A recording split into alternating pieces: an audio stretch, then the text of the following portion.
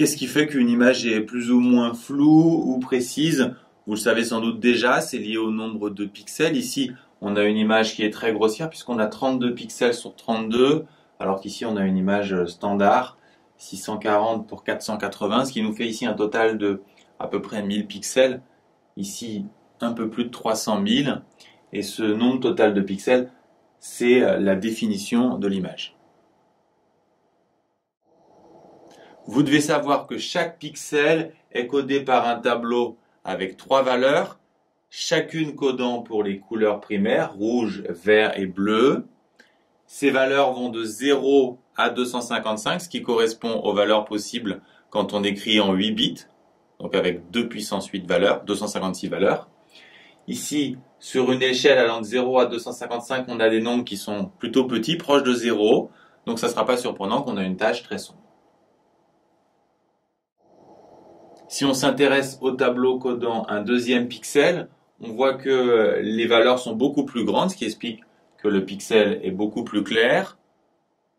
Troisième pixel ici, on voit cette fois que le rouge domine largement, ce qui est confirmé par le fait que c'est un pixel qui se situe au niveau du rouge à lèvres. Pour interpréter ce genre de tableau, c'est pratique d'avoir en tête les cas les plus simples.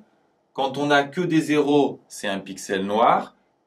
Que des 255, c'est-à-dire l'intensité la plus grande pour chacun des pixels, on aura du blanc.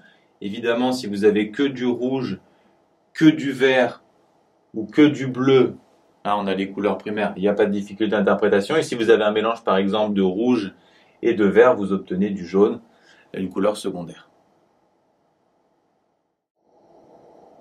Chaque pixel est donc codé par 3 octets, puisqu'un octet c'est 8 bits. C'est pour ça qu'on parle de codage RVB 24 bits. On a déjà vu que 8 bits permettent de représenter 256 valeurs. Donc si on fait les mélanges des 3 couleurs, on a 256 au cube couleurs possibles, soit plus de 16 millions, ce qui fait qu'on a un grand réalisme au niveau des couleurs. Ici, dans cette image, les pixels sont peu nombreux, donc on a une image grossière, mais par contre, on a un grand réalisme au niveau des couleurs. La taille d'une image numérique, ce ne sont pas ses dimensions largeur fois longueur, c'est la taille qu'occupe cette image numérique à l'intérieur de la mémoire d'un appareil, et elle s'exprime en octets. Pour l'obtenir, on va tout simplement multiplier le nombre de pixels qui sont donnés par la définition de l'image par le nombre d'octets qu'il faut pour coder chacun des pixels. Donc si on est en RVB 24 bits, on a pour chacun des pixels 3 octets, donc on va multiplier le nombre de pixels par 3 tout simplement. On va obtenir dans ce cas ici 921 000 octets, qu'on peut aussi convertir en kilo-octets ou en mégaoctets. Important à savoir, si vous avez une image numérique codée en noir et blanc, on dit en nuances de gris, chaque pixel va être codé non plus par 3 octets mais par un seul octet. Donc vous allez tout simplement diviser la taille de l'image par 3.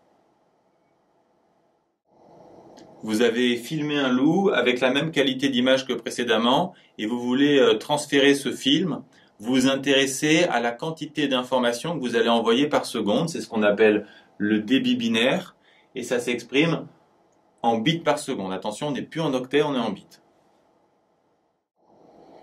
Pour calculer ce débit binaire, on va partir de la taille de l'image en octets qu'on va multiplier par 8 pour passer de octets à bits. Et ensuite, tout simplement se demander le nombre d'images qu'on va envoyer par seconde. Et si on suppose que c'est 25, ce qui permet d'avoir une impression de continuité, on obtient ce résultat en mégabits par seconde. Donc retenez bien, c'est très important, l'unité du débit binaire, c'est des bits par seconde.